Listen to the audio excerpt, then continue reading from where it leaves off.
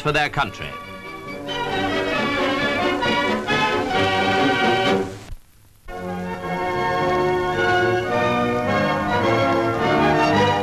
Mr. Attlee, seated with Mr. Morgan Phillips, talks over the prospects for the annual conference of the Labour Party. I think the theme of this conference will be that we shall be taking stock not only of the past, but of the future.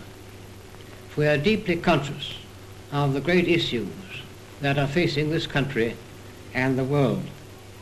These issues will be freely and frankly debated, and our decisions will be arrived at with a due sense of responsibility.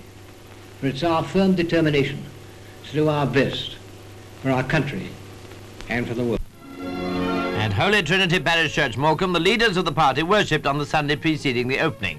Mr. and Mrs. Attlee leaving, Mr. and Mrs. Morrison, Mr. Jim Griffiths, and Mr. Harold Wilson. Now Mr. Gateskill. They had all listened to a sermon by the Archbishop of York, Dr. Garbett, who had made his theme the importance of attending to the welfare of man's soul.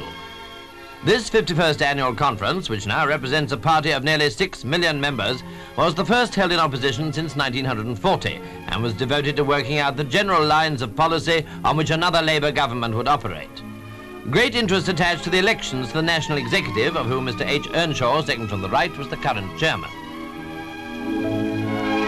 Would Mr. Aaron Bevan, seen here with his wife, Miss Jenny Lee, MP, increase his influence in the party by the election of more members of his group?